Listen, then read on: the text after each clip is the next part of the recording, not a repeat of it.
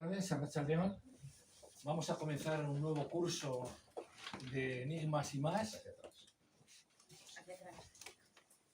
Bueno, ya veis que el tema del directo, ¿no? Que te tienes que poner en un sitio determinado. Bien, lo que quería comentaros es que vamos a empezar un nuevo curso de enigmas y más que organiza la Asociación Círculo Escéptico, que es una asociación que lo que intenta es promover el pensamiento crítico. Y para comenzar este curso vamos a contar con Gonzalo Muga, que yo creo que va a ser como un arranque de curso fuerte, porque Gonzalo Muga, él se define como físico teórico y músico, creo, ¿verdad? Que mezcla las dos cosas.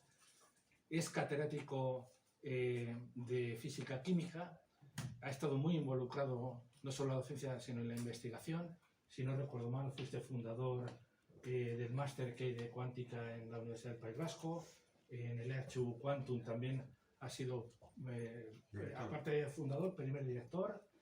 Ha estado también implicado en la diseminación de la ciencia.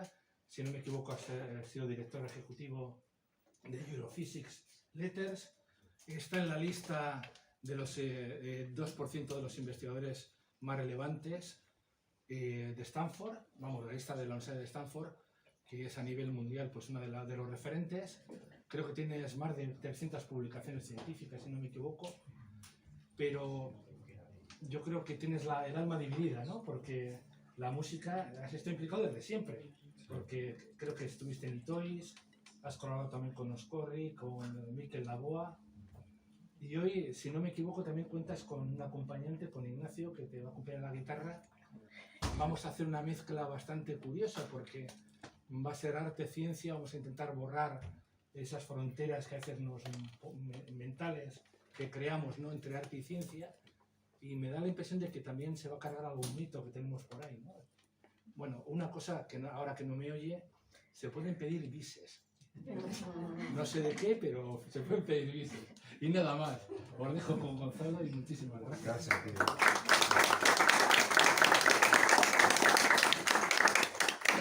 Bueno, muchas gracias por invitarme. Es un placer estar aquí entre amigos. Voy a hablar de arte y ciencia, que son dos campos del conocimiento muy extensos, vastos en su complejidad, heterogéneos, con todo tipo de ramificaciones.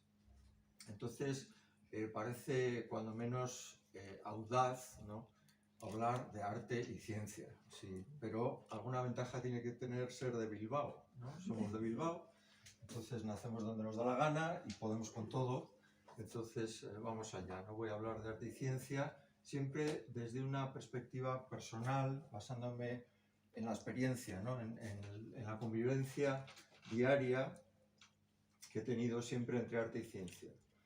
Entonces esta convivencia me ha llevado a hacerme una serie de preguntas pequeñas y grandes sobre el arte y la ciencia. ¿Qué son? ¿Cómo se relacionan? ¿Qué pueden hacer juntas y qué no? Y sobre todo, quizá lo que más me ha intrigado durante muchos años es si existe algo más profundo, ¿no?, que las conexiones puntuales o las relaciones o las colaboraciones puntuales. ¿Hay algo más profundo que relacione el arte y la ciencia? Eso es lo que siempre me ha intrigado y voy a intentar en esta charla pues dar respuestas parciales, seguramente diletantes, a todas estas preguntas. Y bueno, no aspiro a elevar lo que yo diga aquí a la categoría de tesis en absoluto. Esto no es un estudio académico. Lo único que pretendo es entretener y quizás suscitar vuestra curiosidad y algunas preguntas, ¿no? Entonces, bueno, voy a presentaros primero unas credenciales que ya en la presentación yo creo que ya habéis visto más o menos de qué va esto. Profesionalmente he sido físico cuántico hasta finales del año 23. Entonces siempre he dedicado a la física cuántica, primero sobre todo a temas fundamentales como formular el tiempo en mecánica cuántica y luego ya en los últimos años cosas más aplicadas, sobre todo para controlar el movimiento de los átomos, ¿no?, en un contexto, por ejemplo, de ordenador cuántico. Por ejemplo, diseñamos un diodo atómico, un demonio de Maxwell que permite a los átomos moverse en una dirección y no en la contraria. También hemos trabajado mucho en el transporte de átomos en un contexto de ordenador cuántico. Bueno, esto en cuanto a mi lado científico, pero como decía Guillermo, siempre he estado al mismo tiempo tocando la flauta, ¿no? O sea, mientras trabajaba como físico también tocaba la flauta, no tanto, o sea, dedicaba más tiempo a las ecuaciones diferenciales que a la flauta, pero ahí estaba, ¿no? Siempre la flauta presente. En el año 24, a principios, ya decidí invertir las dedicaciones y ahora ya soy músico. O sea que ahora me dedico fundamentalmente a la música y mantengo la ciencia como hobby. Y aquí, bueno, esto es reciente, por ejemplo, esto es un concierto en Lejona hace unos meses con el grupo de jazz latino de Joshua Edelman, que tiene una academia de jazz aquí al lado, en la calle Bertendón, aquí al lado. Bueno, como os decía, incluso cuando era físico profesional ya me dedicaba a la música. Pues ha mencionado Guillermo que efectivamente pues estuve grabando discos mientras estudiaba la carrera, ¿no? Con Oscorri, con Miquel Lagoa, Chum Alberdi y sobre todo con Itois, ¿no? Estuve 2 años con Itois como flautista. Soy, bueno, a ver si sabes quién soy. ¿De la guitarra? No es fácil, porque hay un cambio significativo, a mejor, pero soy el del pelo gordo. Soy Significativo, sí. Bueno, pues esa es la parte musical, toco el piano también, algo, bueno, eso lo vamos a pasar. Y también quería mencionar una relación pues bastante intensa, no tan directa, pero también intensa con la pintura, ¿no? Porque he vivido siempre en una familia de pintores, con varias generaciones de pintores. Es una familia que funda Cecilio Pla, que es un gran pintor contemporáneo de Sorolla. Y bueno, siempre ha habido cuadros en casa, ¿no? Muchísimos cuadros, entonces también tengo una relación con la pintura. Bueno, aquí dejo lo de las credenciales, ¿no? Hasta aquí las credenciales de por qué puedo hablar de arte y ciencia. Y voy a comenzar ya propiamente la charla tocando con mi amigo Ignacio.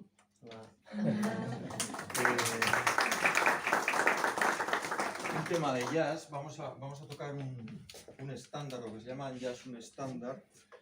Se llama If I Should Lose You, es algo así, se puede traducir como Si yo te perdiera. Es un tema del año 36, como muchos estándares en jazz, nace de una película, en este caso era La Rosa del Rancho, una película que no tuvo éxito, una comedia, no tuvo éxito, pero la música sí, la música sobre todo a partir de una versión de Charlie Parker del año 49, pues a partir de ahí ha habido muchísimas versiones y se ha convertido en un clásico del jazz, ¿no?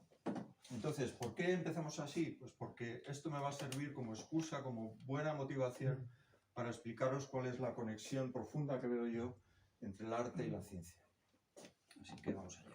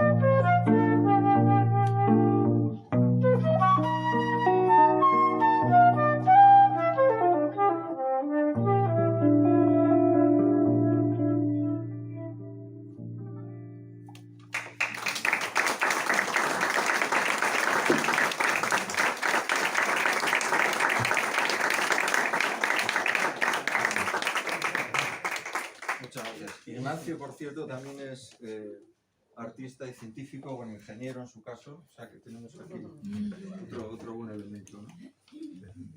Bien, entonces, esto es una improvisación. O sea, yo cada vez que toco esto suena completamente distinto. Es algo que no sé muy bien qué va a pasar, pero tampoco quiere decir que toques a lo loco, ¿no? O sea, una improvisación de jazz en realidad necesita un estudio previo muy intenso, ¿no? No es tocar aleatoriamente, eso no es improvisar, tocar a lo loco aleatoriamente. Entonces, os voy a describir un poco cuál sería el proceso, los pasos, el protocolo que nos ha llevado Ignacio y a mí a tocar esto, ¿no? Entonces, claro, primero necesitas estudiar el instrumento, obviamente, tienes que hacer una serie de estudios del instrumento, tienes que conocer tu instrumento.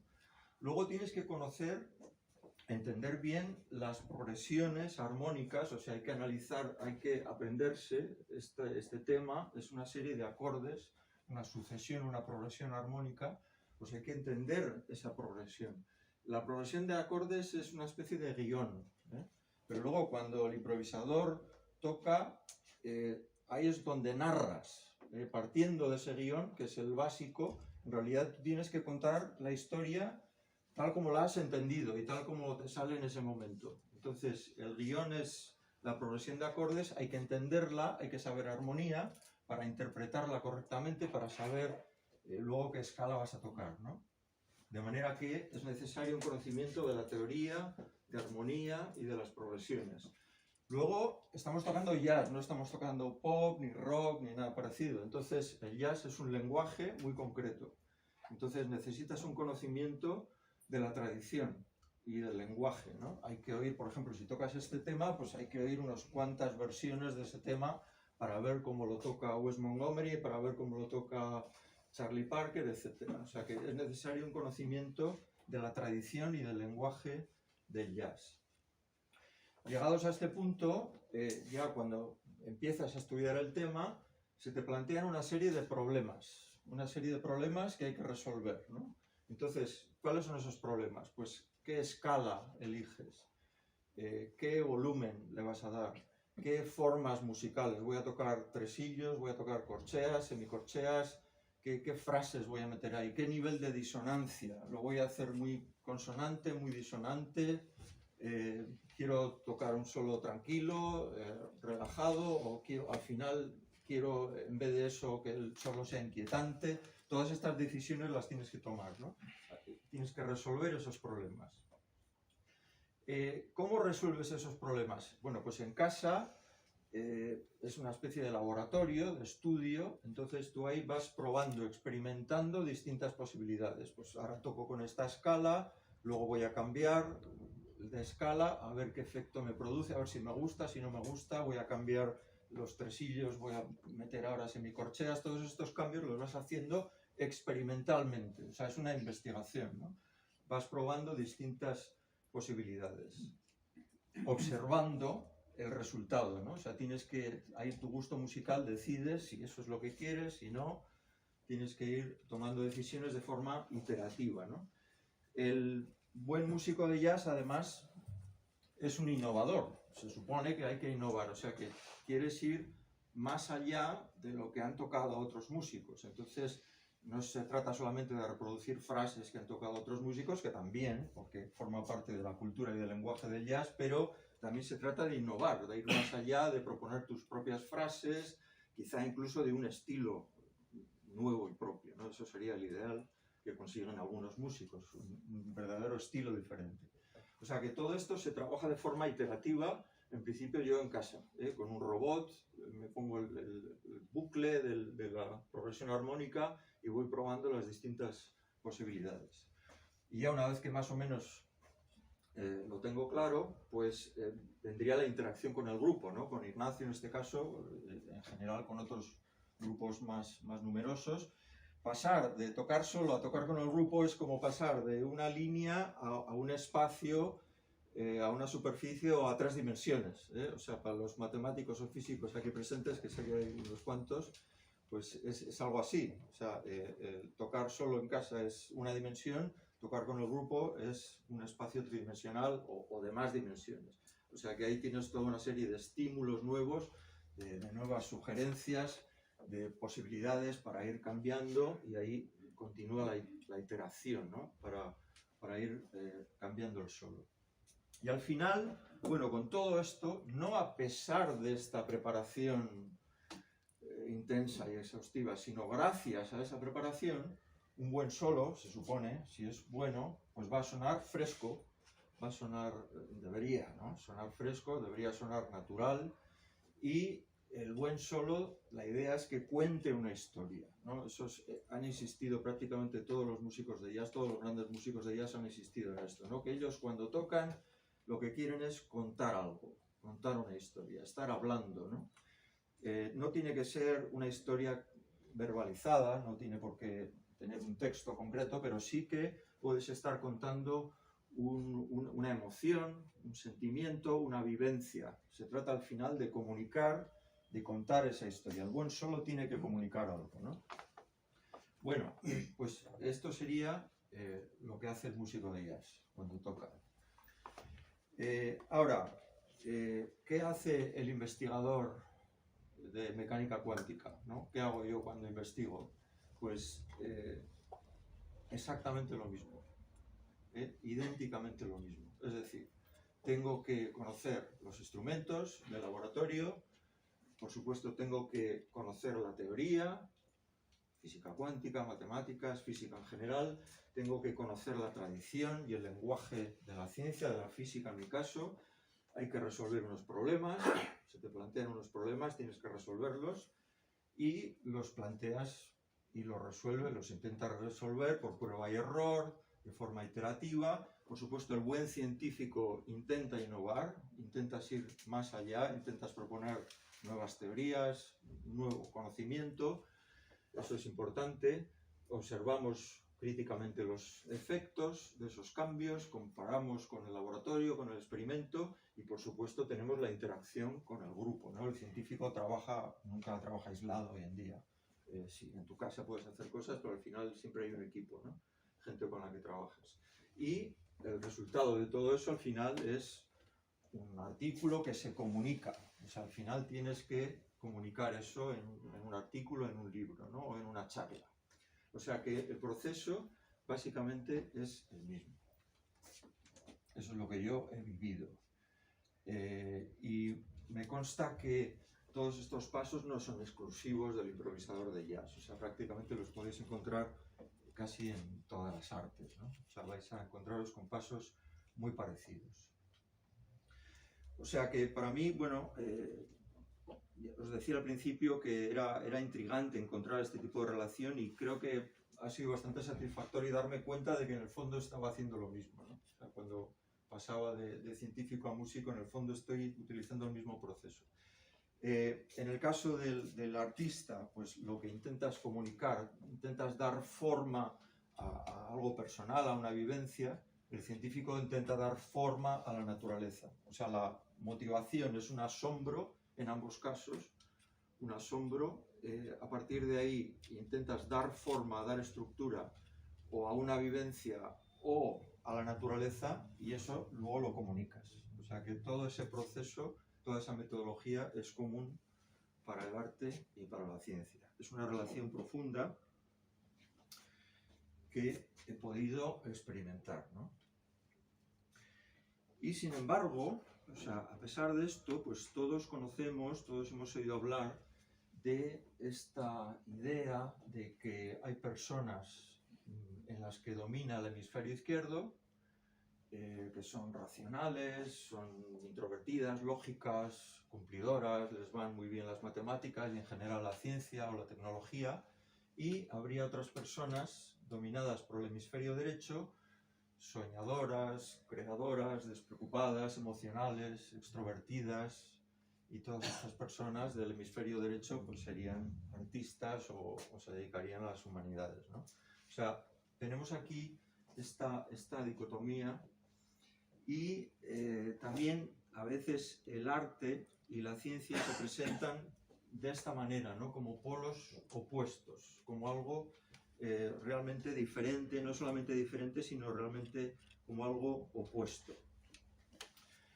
Bueno, pues no es lo que yo he vivido, pero vamos a ver que esta separación tiene un origen histórico y cultural y luego se refuerza esta idea, que demostraremos que es un mito, ¿no? Pero esta idea que tiene ese origen cultural histórico se refuerza con unos experimentos neurológicos del cerebro que se hicieron en los años 60. Entonces luego hablaremos de esos experimentos. Os voy a ir contando un poco ese proceso que nos ha llevado a esta idea de que hay dos polos diferentes y opuestos entre la ciencia y el arte. Bueno, pues en Occidente, como siempre, todo comienza con los griegos, ¿no? Entonces, en la antigüedad no existía tal separación, en absoluto, ¿no? O sea, arte y ciencia en la antigüedad están unidas, en buena armonía. Aquí tenemos este es un fresco de Rafael en el Vaticano. Tenéis a las musas, ¿no? Las musas son hijas de Zeus que inspiran las artes y las ciencias. Distintas artes y ciencias, pues la poesía, el teatro, el canto, Urania, que me parece que es esa de ahí, es la de las matemáticas y la astronomía, ¿no? O sea que las musas en buena armonía están con Apolo en el Parnaso. No hay prácticamente separación, ¿no?, entre arte y ciencia en este mundo antiguo.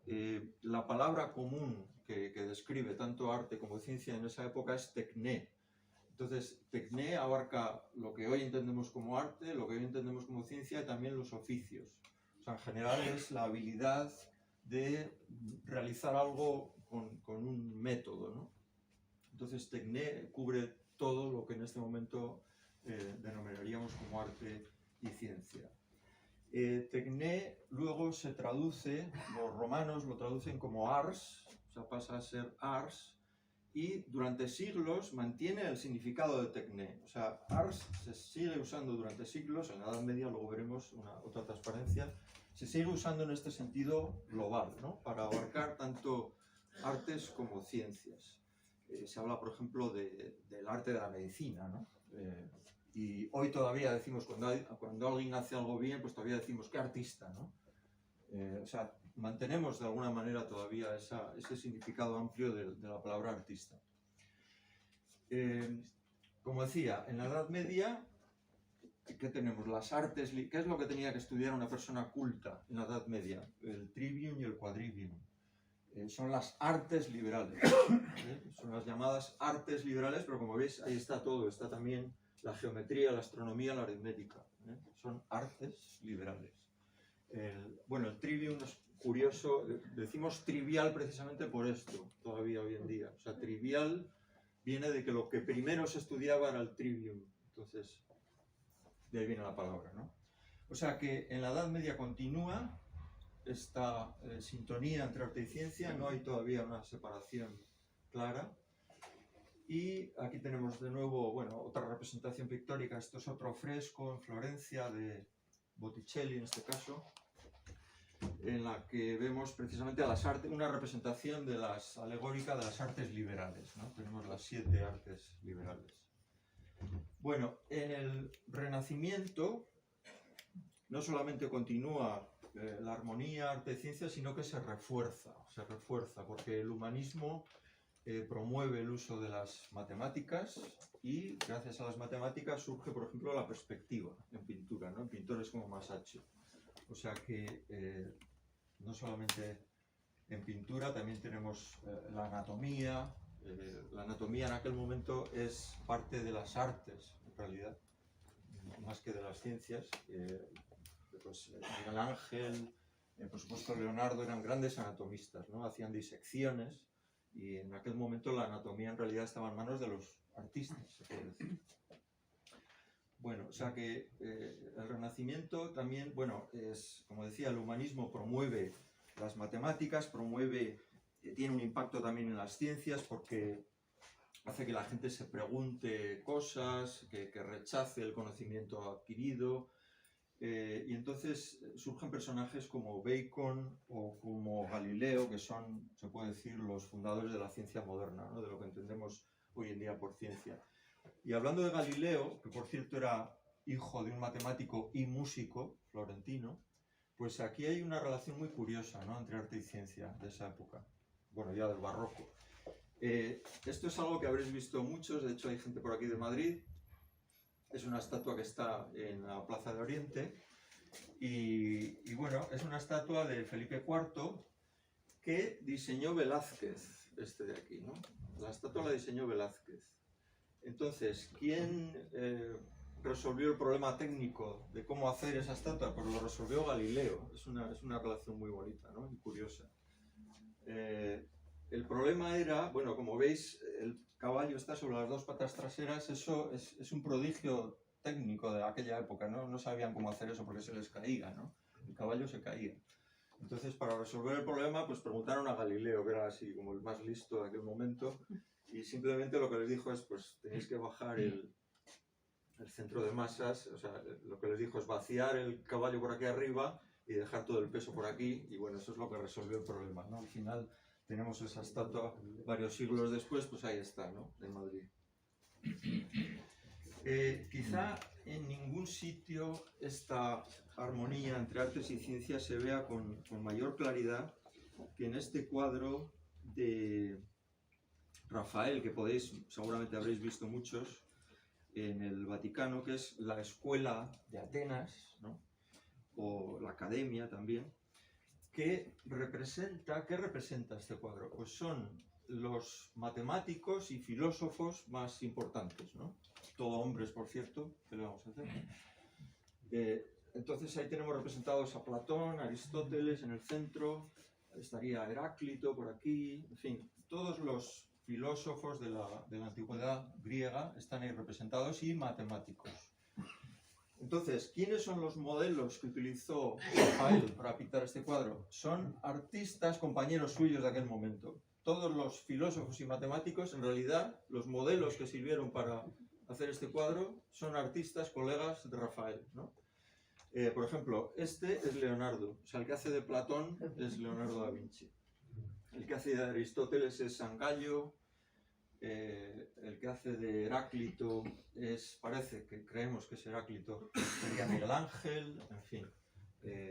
Euclides, este que está por aquí sería Euclides, es Bramante, etcétera, ¿no? O sea que es muy bonito, o sea, está claro el mensaje, el simbolismo. El artista del Renacimiento está profundamente arraigado en la herencia matemática y filosófica de la Grecia clásica, ¿no? Ese es un poco el mensaje de este cuadro. Hasta el momento se ha hablado solamente de Occidente. Vemos que el arte y la ciencia forman parte de un continuo, por lo menos hasta el Renacimiento. En realidad no es exclusivo de Occidente este continuo, también lo encontramos en el mundo islámico, en la cultura de la India o en la cultura china. Me limito aquí a daros un par de ejemplos. Esto lo podemos encontrar en Madrid también, en un museo de historia. Es un astrolabio andalusí, es un instrumento, pero que al mismo tiempo es una obra de arte, como veis, ¿no? Tenemos otro ejemplo de China. Esto es se llama esfera armilar, es un instrumento de observación astronómica que también sirve de reloj y de calendario, y como veis pues también tiene un toque evidentemente artístico, ¿no? O sea que esta sintonía arte-ciencia no solo la encontramos en Occidente, por lo menos hasta ese momento.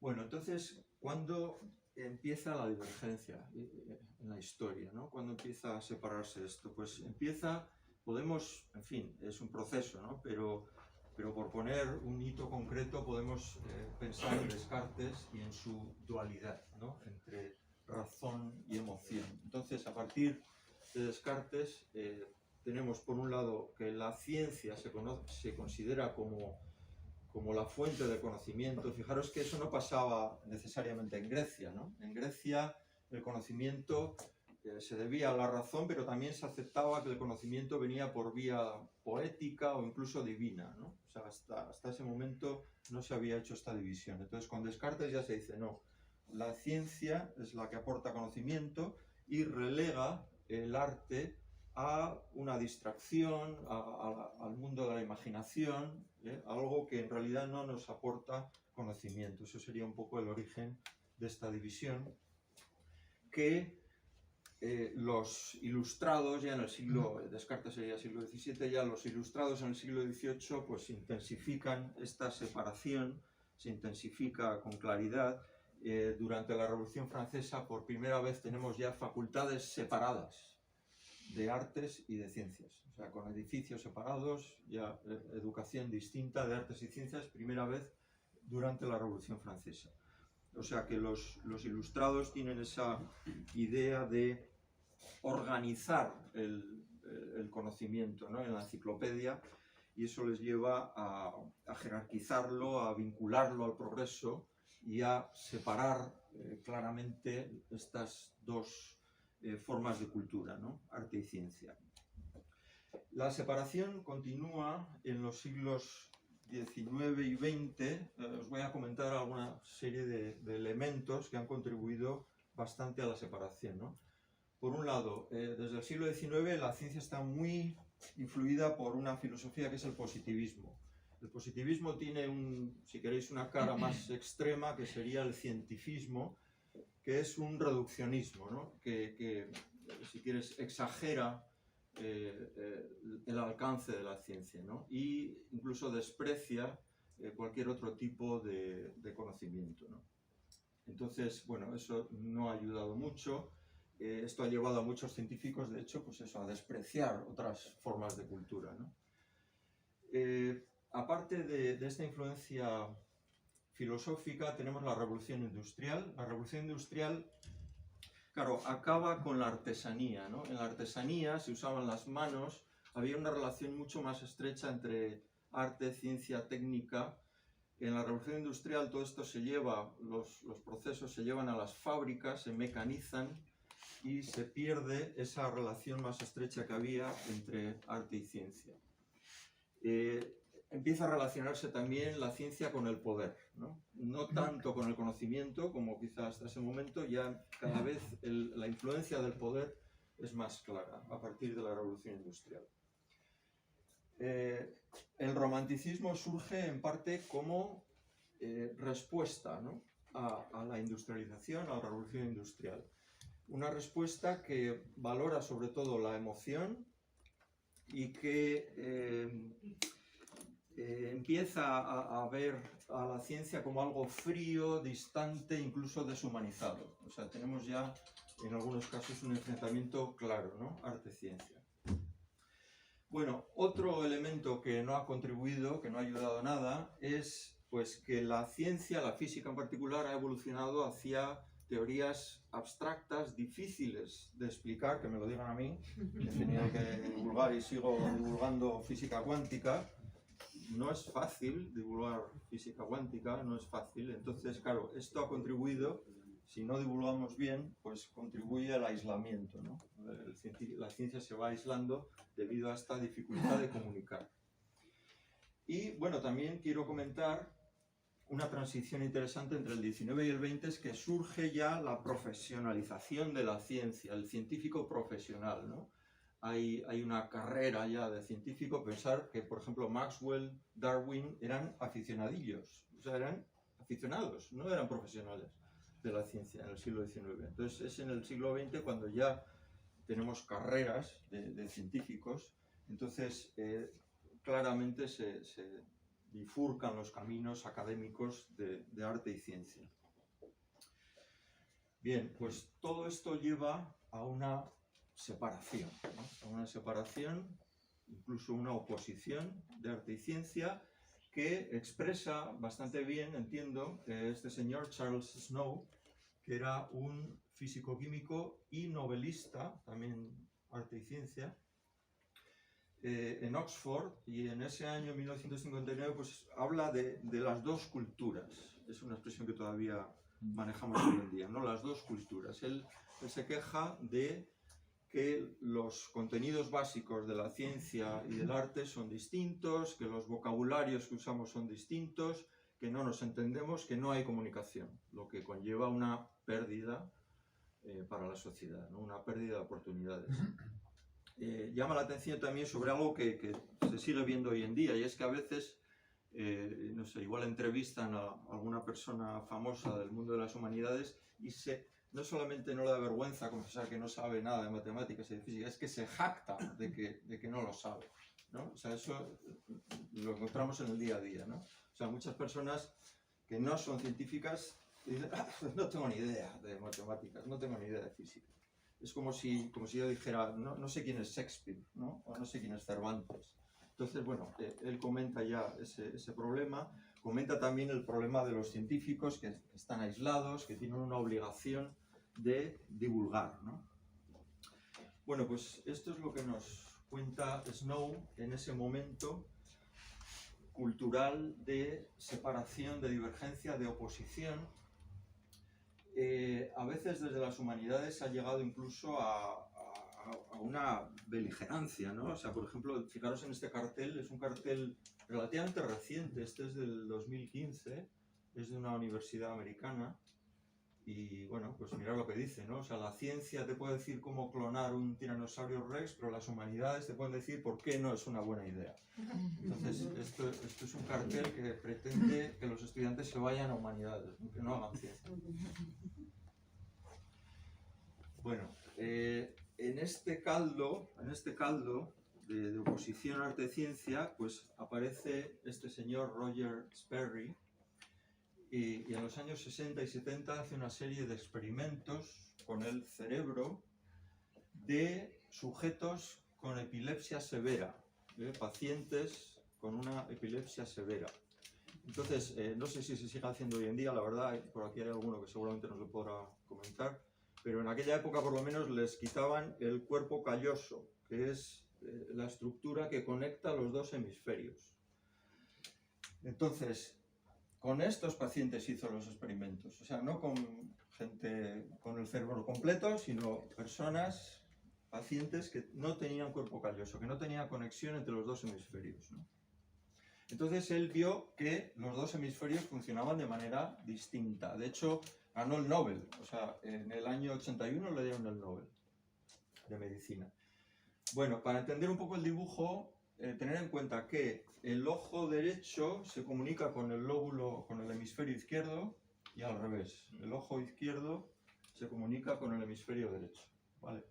Entonces, el experimento básico consistía en lo siguiente. El paciente veía una figura, por ejemplo un círculo, con el ojo derecho. Entonces le preguntaban, esa información supuestamente pasa al hemisferio izquierdo. Entonces le preguntaban, ¿qué ves? Y él decía, un círculo. Vale.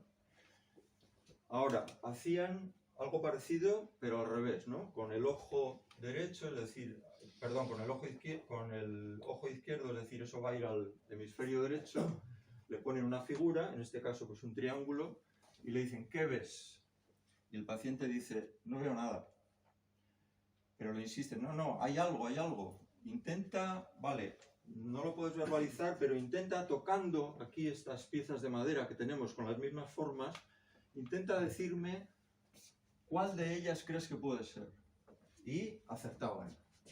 O sea, no lo podían verbalizar, no veían nada, pero sin embargo con la mano podían identificar la pieza correcta, en este caso el triángulo, ¿no? O sea que, bueno, estos experimentos demuestran que en estos pacientes efectivamente hay cierta lateralización y ciertas funciones diferentes. Se han hecho, desde luego, desde ese momento muchísimos más experimentos, o sea que podéis entender que sí, que hay ciertas lateralizaciones. Ahora bien, todo esto se sacó de quicio ya en los años 60 y 70, se extrapoló exageradamente, se simplificó en una serie de libros, sobre todo, artículos y programas educativos, ¿no? Entonces, es una simplificación bastante salvaje de lo que observaba este experimentador. La simplificación básicamente es que el hemisferio izquierdo está asociado con la lógica, las matemáticas, el lenguaje y el pensamiento racional. Y el hemisferio derecho estaría relacionado con la creatividad, el arte, la intuición, la emoción y la imaginación. Esto sigue siendo muy popular hoy en día. ¿Y quién lo popularizó? ¿De dónde salió? Pues de una serie de libros, ¿no? Hay una serie bastante larga, una secuencia de libros. Aquí os pongo algunos de los más importantes por el impacto que han tenido. El de la izquierda, La psicología de la conciencia, pues era un libro que se publicó enseguida, en los años 70, que se seguía en facultades de Estados Unidos, sobre todo de psicología, y que proponía que había dos formas de pensar diferentes. Fue muy popular en mundos de yoga, de meditación, en ese tipo de contextos. El libro de la derecha ha vendido millones, se sigue vendiendo. Fue un libro de referencia habitual en las facultades de arte de Estados Unidos, de Inglaterra y de España. Bueno, como veis, lo que dice es dibujar con la parte derecha del cerebro. Lo que propone es que hay que apagar la parte izquierda del cerebro porque molesta para dibujar. Es una parte analítica que no nos interesa. Lo que queremos para dibujar es creatividad, hay que encender la parte derecha. Básicamente ese es el mensaje, ¿no? Con una serie de ejercicios y tal. Ya digo que fue un libro muy impactante que extendió el mito, este mito hemisférico en educación, no solamente educación artística, sino más allá. Bueno, hay muchos otros. Por ejemplo, que en vez de dos partes divide el cerebro en cuatro, propone un modelo parecido del cerebro, pues tuvo impacto sobre todo en el mundo empresarial, ¿no? De hecho, lo han usado en IBM y en General Electric, por ejemplo, para formar cuadros, para formar a sus líderes, ¿no? Entonces es un modelo que han tenido presente estas multinacionales y en general en este mundo de la empresa y del coaching. Y suma y sigue, ¿no? Hay una secuencia larguísima de libros. Este es más reciente, por ejemplo, este ya del 2005.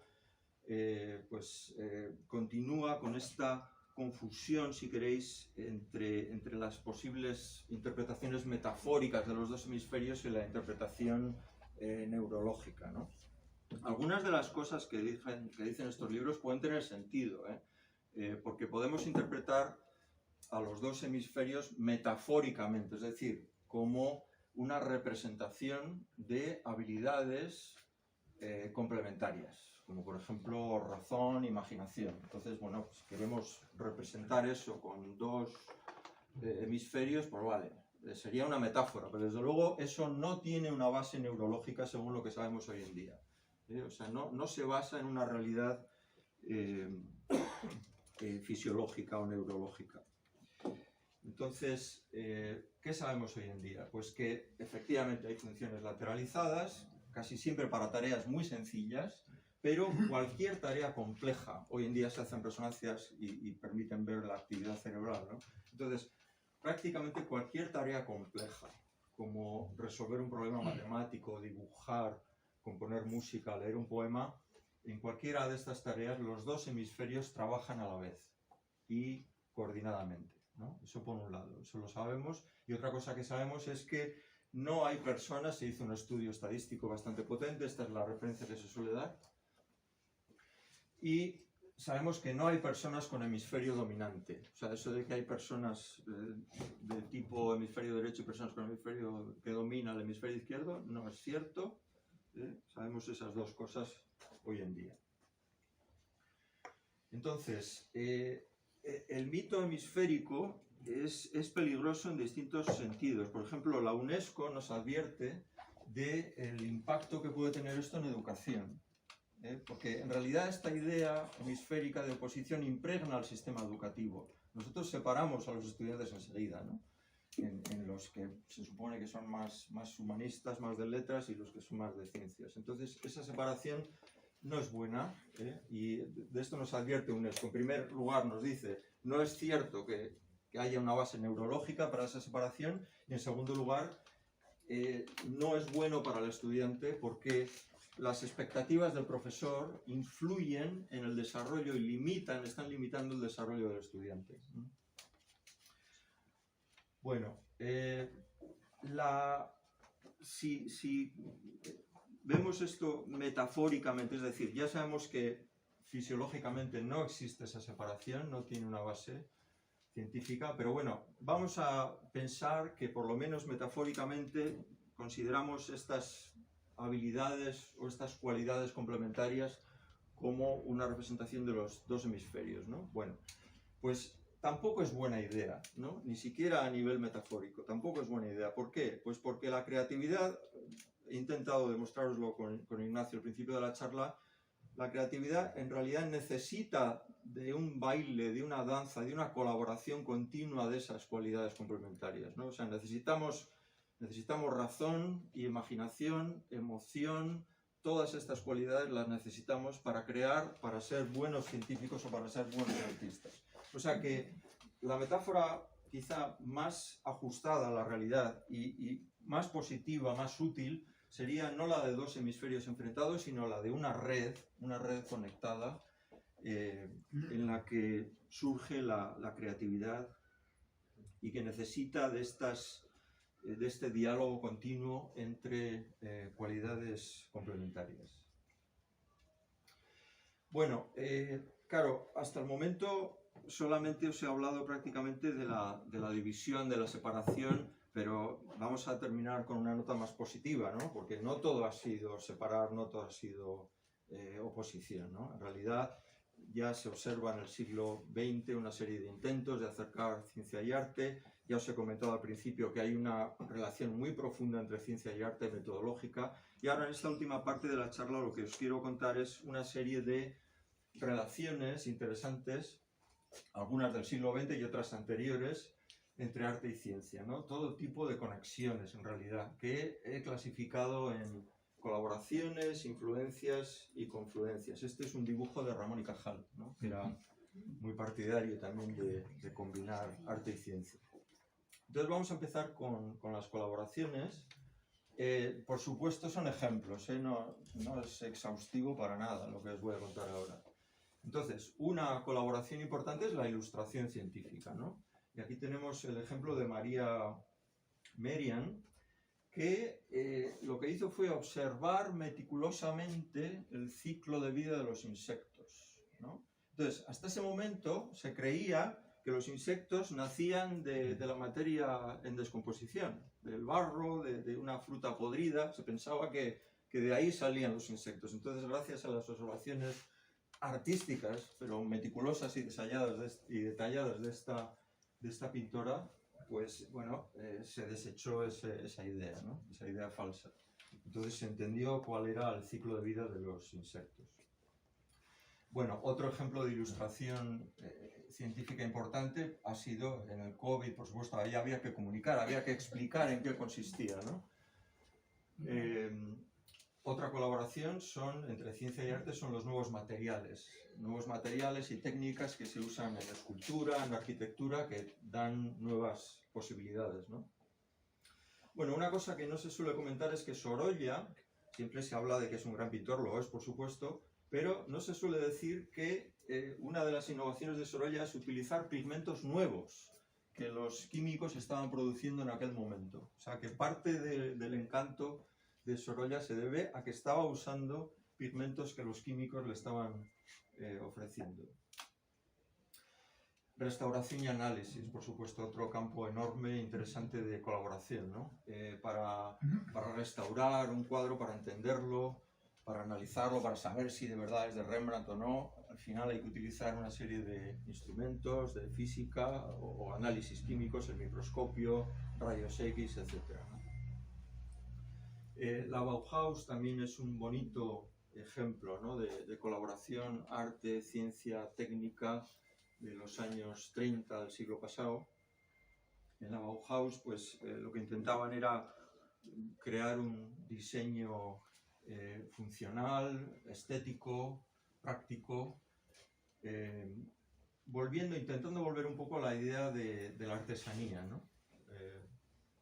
Sin dejar de producir al final de manera comercial, ¿no? Pero bueno, volviendo un poco a la idea de la artesanía, de combinar arte y ciencia. La Bauhaus sigue teniendo un impacto hoy en día, ¿no? No solo en diseño, sino en arquitectura. La ciencia de la percepción estética también es una colaboración interesante, ¿no? Se trataría de entender, con análisis de resonancia magnética, pues por qué nos atrae la belleza, por qué nos sentimos impulsados a crearla, ¿no? Está en pañales esto, en realidad no se sabe prácticamente nada, ¿no? Paso ahora de colaboraciones a otra especie de capítulo que llamo influencias. Comenzamos con el puntillismo. El puntillismo es la técnica que se usa no solamente en la pintura postimpresionista, sino también en las televisiones o en las pantallas del ordenador, ¿no? En realidad lo que estás físicamente emitiendo son puntos de color puro y es la mente del observador la que ve los colores secundarios, ¿no? O sea, los colores primarios están en el cuadro y cuando miras a una distancia, la mente, la percepción que tenemos es que se mezclan esos colores puros y forman los secundarios en nuestra percepción. Entonces, bueno, esto en realidad corresponde a unas teorías de la visión y de la percepción del siglo XIX que conocían los pintores postimpresionistas, ¿no? O sea, que hay una influencia también ahí interesante. Otro ejemplo es Kandinsky. Kandinsky en los últimos años de su época, de su vida, perdón, pues estudiaba biología, estudiaba embriología, al final para inspirarse, para expresarse, ¿no? Utilizaba, pues prácticamente aquí, como veis en este cuadro, lo que estamos viendo son amebas, son organismos unicelulares, ¿no? Otra influencia curiosa que no se suele conocer es que la palabra científico es muy reciente, solo tiene 200 años. En cambio, la palabra artista es antiquísima, ¿no? Viene ya de los romanos, ars. O sea, que artista es muy antiguo. Entonces, conocemos la persona que inventó la palabra científico, es William Rievel, un inglés. Y él propuso la palabra científico, en inglés scientist, por analogía con artist. Me parece bonito eso, ¿no? O sea, scientist en realidad es un neologismo que viene precisamente de artista. Paso a confluencias, lo que llamo confluencias. Una cosa muy curiosa históricamente es que la abstracción en pintura, pues, bueno, tiene un comienzo más o menos abrupto. Podemos atribuirla a Kandinsky y en particular a un libro que es Punto y línea sobre el plano, ¿no? Ese libro se publica creo que en el año 25 y es exactamente el mismo año en el que Schrödinger descubre su ecuación básica de la mecánica cuántica. En fin, esto a mí me pone mucho. Esta coincidencia creo que no puede ser una coincidencia. O sea que hay una confluencia cultural ahí, que en los dos mundos tenemos el mundo abstracto simultáneamente justo en el mismo año, ¿no? Bueno, luego también otra cosa muy curiosa que os quiero contar. Se ha hecho un estudio, en el año 2008 se hizo un estudio sistemático con unas tablas y tal, de los hobbies de los premios Nobel de ciencia. Entonces, lo que se descubrió es que cultivan el arte como hobby mucho más que la comunidad científica promedio. Aquí os doy algunos datos. Por ejemplo, es 22 veces más probable que un Nobel de ciencia cante, dance o actúe que otro científico. Es 7 veces más probable que esté involucrado en artes visuales, que sea pintor, por ejemplo. O 12 veces más probable que escriba poesía. O sea que, bueno, creo que es un dato significativo. Esto es un estudio de este señor, de Robert Ruth Bernstein, de la Universidad de Michigan. Luego trabajó con su mujer también en esta línea. Y bueno, han puesto sobre la mesa una serie de ideas interesantes, yo creo, a partir de esos estudios, ¿no? Por ejemplo, bueno, esto es bastante evidente. La ciencia florece con imaginación, curiosidad y cultura amplia, no solamente con matemáticas, ¿no? La especialización limita el repertorio cultural y la creatividad, es decir, critican el método educativo actual, el sistema educativo. Son conscientes también, como os he intentado explicar al principio, que hay una semejanza profunda del proceso creativo en arte y ciencia, y lo que proponen es una educación diversa, ¿no? La creatividad surge precisamente en esa intersección de arte, ciencia y oficio. Bueno, y lo voy a dejar aquí, me voy a saltar toda esta parte musical y sí que quiero terminar con una transparencia en la que voy a resumir un poco cuáles serían los mensajes que me gustaría que os llevarais a casa, ¿no? Entonces, voy a leerlo. Arte y ciencia comparten un mismo impulso y dinámicas afines, nacen del asombro y de la necesidad de dar forma y transmitir lo que descubrimos. Se entrelazan en múltiples colaboraciones, influencias y confluencias. Su fuerza creativa está en el diálogo entre imaginación y rigor, intuición y análisis, sensibilidad y cálculo. No hay una base neurológica, los hemisferios, para oponerlas ni para localizarlas. Y finalmente, eduquemos en diversidad cultural.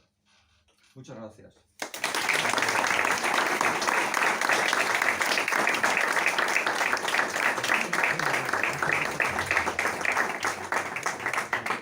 Bueno, ahora en teoría vamos a empezar un periodo de debate, de preguntas y respuestas, no de charlas paralelas, pero creo que nos tenías preparado un cierre, ¿no?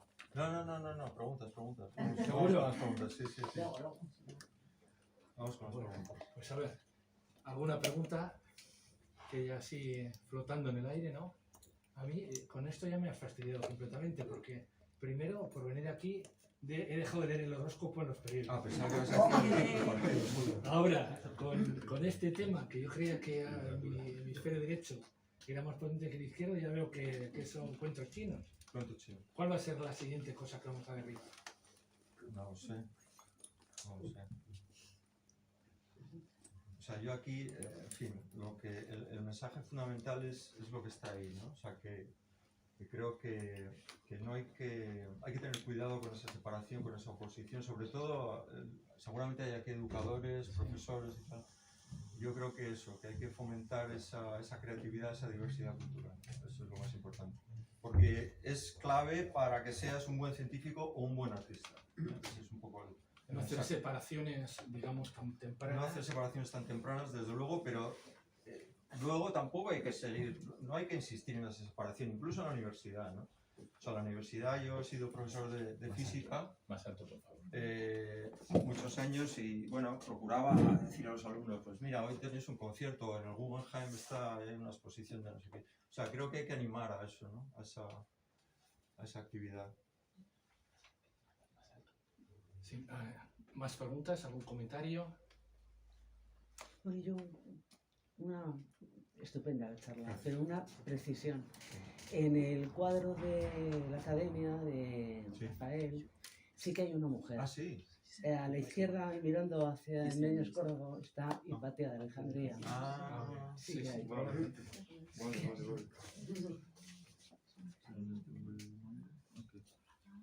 Ajá.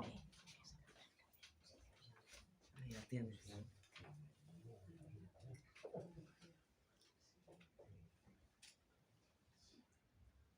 Ahí la tienes. Mira, ahí a la izquierda, la primera, Esta. no, más a la derecha. Detrás. No. Sigue con la mano como ibas, más a tu derecha, más a tu derecha, más a tu derecha. Esa es, Ah, esta. esa es. Hipatia. Ah, vale. Ya, claro, es que hay gente con pelo largo, Sí, pero vale, o sea que esa es Hipatia. Hipatia de Alejandría. Sí, Una Hipatia ha hecho eso. reivindicación. Muy bien. Sí. Una precisión. ¿Alguna otra puntualización, comentario, pregunta? Es que en esta charla es muy fácil que te zurren, porque es que lo abarco todo. Claro, pero Entonces siempre hay alguien que sabe más que tú, de algo, ¿no? Entonces es una charla que tiene... Sí, peligroso. José Luis. A ver, Esto se gracias anima. por muy buena, me gusta mucho, pero ya hablaremos de muchas Vale, cosas. vale. Has hablado de similitud de procesos, ¿no? En crear ciencia, crear arte. Has hablado de ¿no? que nos gusta todo, pues porque no mezclarlo todo, que está todo mezclado en el cerebro, que interactuamos. Ahí de pasada has hablado un poquito de lo que es conocimiento, si es conocimiento Ajá. o no es conocimiento. Sí. Hay un conocimiento artístico, Sí. hay un conocimiento científico, es el mismo conocimiento, No, son cosas distintas, Ujú. sabemos separarlo bien una cosa de otra. no. Yo no sé la respuesta. Sí, no, bueno, es un tema enorme e importantísimo, claro. Hoy en día, yo diría que en general la gente entiende por conocimiento lo que está asociado a la ciencia, en general, ¿no? Pero no ha sido así históricamente, es lo que quería señalar, ¿no? Que históricamente se consideraba también el arte como conocimiento, ¿no? Y bueno, también hay gente hoy que mantiene que, por ejemplo, si vas a un concierto y te estás emocionando con la Sinfonía Novena de quien sea, de Beethoven, pues eso es conocimiento también, porque estás estimulando, ¿no? tus cualidades cognitivas. O sea que es un tema en parte de definición, ¿no? Es lo que tú quieras definir como conocimiento. Son distintas, uno es proposicional y otro no, ¿no? O sea, el conocimiento de la ciencia es proposicional, es decir, es falsable en general, tú puedes formularlo como algo que puedes decir es verdad o es falso. El conocimiento que te proporciona la poesía no sería de ese tipo, ¿no? Entonces, bueno, yo abogo porque entendamos el conocimiento en un sentido amplio, sabiendo distinguir, ¿no? Sabiendo distinguir de que no son iguales, no son de la misma naturaleza.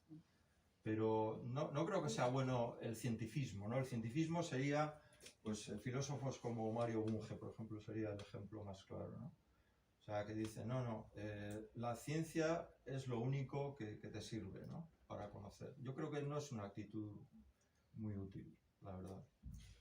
O sea, si quieres es un tema lingüístico de cómo defines conocimiento, ¿no? Pero claro, las palabras importan también. Es como lo de tecné, ars, ¿no? O sea, las palabras importan y tienen al final un impacto, ¿no? En la vida. Entonces, yo la pregunta es, ¿sabemos, o alguien sabe cómo acotar las definiciones de conocimiento para decir que con esta definición Ya, es ciencia, con Ya. esta definición es más amplio, sí. tenemos estas acotaciones? Creo, bueno, no sé si hay algún Mario filósofo Bunge. en la sala, pero Creo estaría de filósofos. no sé si hay algún filósofo en la sala, ¿no? Pero creo que ahí hablarían eso de conocimiento proposicional o no proposicional.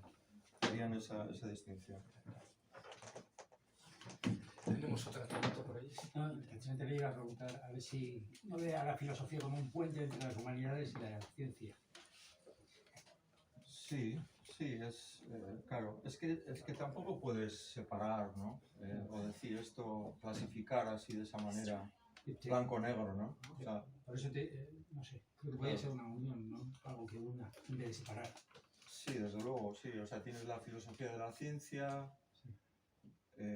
La filosofía se supone que va más allá que la ciencia, porque se hace preguntas que la ciencia no se podría responder, en fin. Sí, de acuerdo. O sea, yo en realidad, como ves, no soy partidario de hacer una dualidad, es decir, esto está aquí en el derecho y esto está en el izquierdo. O sea, está todo bastante mezclado, o debería estarlo.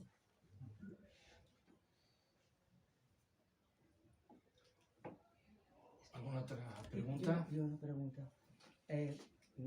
Has hablado de cómo se han ido separando históricamente el conocimiento, o sea, las ciencias y las que llamamos letras. ¿Hasta qué punto ha podido influir, aparte de todo lo que has contado, el aumento del conocimiento? Es decir, que es tan inabarcable que de alguna manera no nos entraba en la cabeza y había que hacer dos compartimentos para manejarlo. Sí, bueno, está un poco en lo que he contado de la ilustración, en realidad. O sea, la ilustración precisamente hace eso, ¿no? O sea, intenta con la enciclopedia, intenta organizar lo que se sabe hasta ese momento. Entonces, precisamente ese ímpetu de organizar les lleva a jerarquizar, a separar, a distinguir. O sea que sí, la respuesta sería que sí, efectivamente, tiene que ver, ¿no? Y ahora, por ejemplo, tú decías que a tus alumnos les decías, pues, vete al Guggenheim, Sí. o tienes esto, Sí. o tienes esta opción, Sí, pero ahora con todo el mogollón, por decirlo, que Sí. tenemos delante, sí. podríamos permitirnos el lujo de abarcar, aunque sea... Yo creo que no es lujo, yo creo que es necesidad. Sí, sí, pero O sea, ¿cómo yo me lo atrevería a haces? decir que no es un lujo, es que lo tenemos que hacer. Pero O ¿cómo sea, es lo lo que haces? tendríamos que hacer. Claro, ¿cómo lo haces? Ya. Bueno, yo para empezar no separaría en bachillerato Sí, sí, letras y claro. ciencias tan pronto, ¿no? Sí. Eso, claro, yo no soy ministro de educación, entonces no puedo hacerlo, ¿no? Pero empezaría por ahí. O sea, no separar. No separar.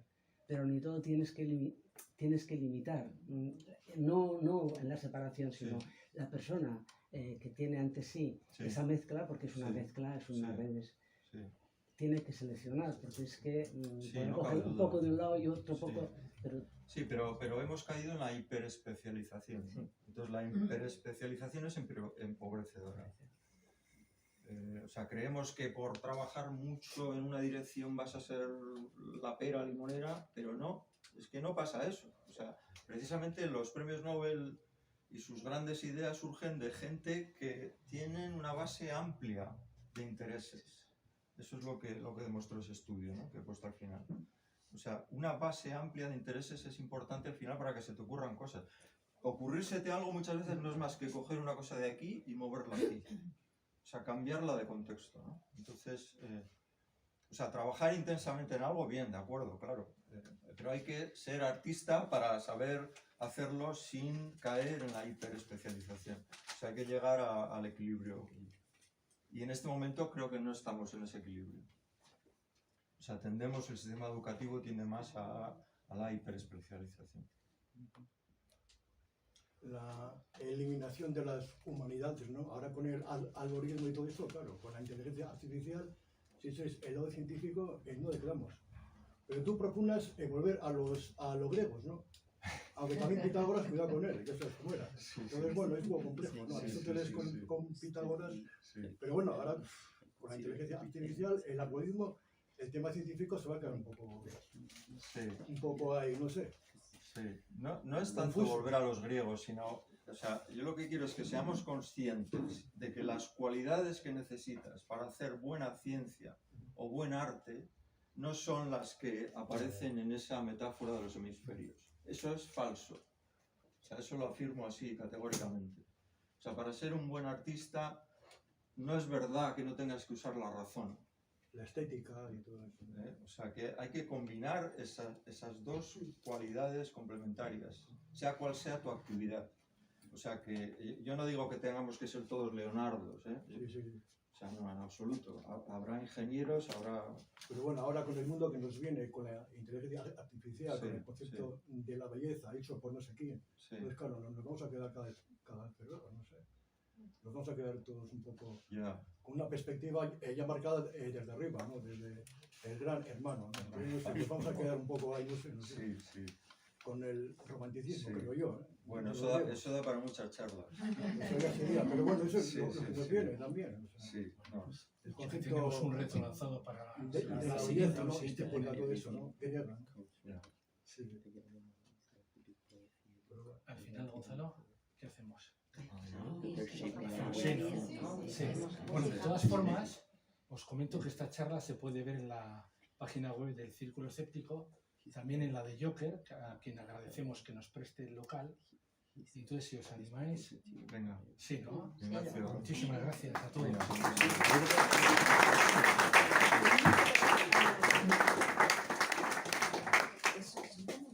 Bueno, pues...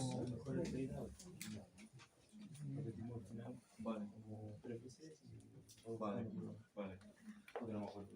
Vale. Bueno, vamos a tocar un tema de Miles Davis que se llama All Blues. El fin de fiesta.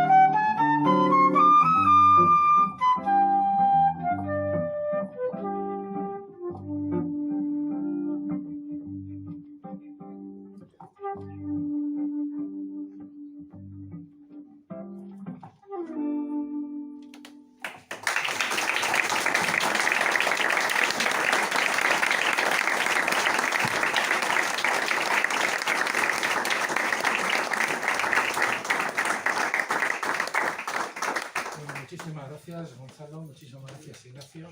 Ha sido un placer escucharos y ha sido muy interesante la charla. Tengo que hacer un poco de publicidad por orden del presidente de la asociación, y es deciros que el próximo Enigmas y Más va a ser el 25 de octubre. Va a ser el ponente, el astrofísico Ricardo Hueso, que nos hablará de climas planetarios de Venus Occitán en el tiempo y el espacio. Pero antes tenemos un octubre bastante cargadito. En Logroño vamos a hacer las primeras jornadas que se van a denominar Sala Negra Escéptica, de la Sala Negra de Logroño, 3 y 4 de octubre, con un pianista, actor e ingeniero, Gonzalo Villar, el día 3. El 4 de octubre, Héctor Busto nos hablará de la invasión química, Luis Alfonso Gámez sobre extraterrestres de película, 3 obras maestras del cine y el mito ovni, y se cerrará el acto a las 10 horas con La Hora Fenomenal, un show de comedia paranormal para gente normal. No sé qué será esto, pero bueno, donde los cómicos Marcos Mas y Dani Niño hablarán con los antes citados. Tenemos también el ciclo de la Biblioteca Foral, Bulos y Salud, que son todos los martes de octubre, empezando por el martes 7 con Leire Uriwan, que es doctora en neurobiología. Seguirá como es Terapias Milagrosas, Pseudociencia que no cura y a veces mata.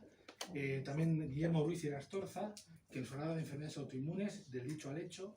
Igor Orrillo el día 21, que hablará de plantas medicinales y suplementos dietéticos, si es que sirven para algo, pues hablará de verdades y mentiras sobre ellas, y finalizará con Vicente Baos, que hablará sobre efecto placebo, engaño o autodefensa. Y nada más, agradeceros vuestra asistencia y acordaos que todo esto está en la página web del Círculo Escéptico. Y muchas gracias a todos de nuevo.